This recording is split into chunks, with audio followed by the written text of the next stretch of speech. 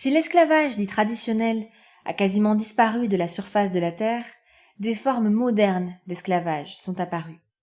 Mais qu'est-ce que l'esclavage dit traditionnel ? La définition est d'ordre juridique, car il fut un temps où l'esclavage était légal. L'esclavage résultait du fait qu'une personne pouvait disposer d'un droit de propriété sur une autre. L'esclave était alors considéré comme une chose, ou un animal, que l'on peut acheter, vendre, louer et exploiter. L'esclavage dit traditionnel a été aboli et a désormais quasiment disparu.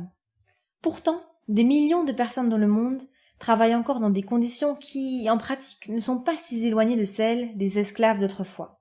C'est ça qu'on appelle travail forcé, ou parfois esclavage moderne. On est donc passé d'une situation de droit à une situation de fait, dont les formes multiples et ambiguës font qu'elles sont extrêmement difficiles à cerner et à combattre. Faut-il pour autant baisser les bras ? L'abolition de l'esclavage dit traditionnel a fait l'objet d'un long combat, et pour cause. Au XIXe siècle, il était à la base de l'économie des colonies. Il a fallu surmonter beaucoup d'intérêts puissants et donc beaucoup de résistance.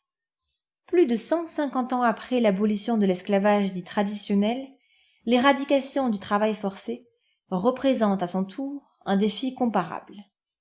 Alors comparons.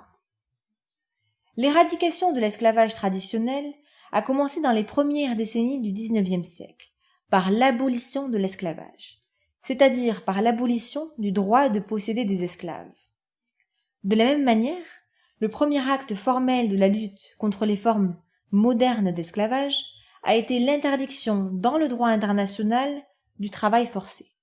Mais que valent les lois sans la volonté et même la détermination de les faire appliquer ? Dès le début du XIXe siècle, plusieurs États nord-américains et européens, constatant l'impossibilité d'abolir immédiatement l'esclavage, décident d'interdire la traite. Retenons de l'histoire le caractère pragmatique et progressif de l'approche.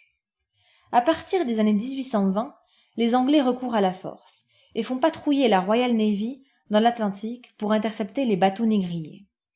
Si une approche pragmatique mais déterminée est toujours de rigueur, le problème de nos jours ne saurait trouver de solution militaire.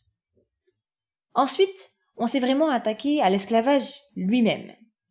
Toujours pragmatique, les États occidentaux se sont rendus compte que, pour faire respecter l'abolition, il était nécessaire de surmonter les résistances des puissants et influents propriétaires d'esclaves.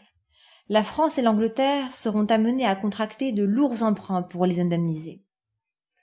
Toutefois, on ne poussa pas l'effort financier jusqu'à indemniser les esclaves eux-mêmes. Aujourd'hui, l'esclavage moderne rapporterait environ 150 milliards de dollars par an à toute une constellation d'acteurs. Ne nous y trompons pas. Pour éradiquer le travail forcé, il faut être prêt à aller à l'encontre d'intérêts établis et s'attendre à rencontrer quelques résistances. Il en va de l'esclavage moderne comme de l'esclavage traditionnel. Y mettre fin bousculera, aujourd'hui comme hier, les habitudes et les intérêts à court terme des consommateurs, des entreprises et des États. Il faut donc de la détermination, du temps, du pragmatisme. Ne nous décourageons pas. Au bout du compte, les États ayant supprimé l'esclavage traditionnel ne s'en sont portés que mieux.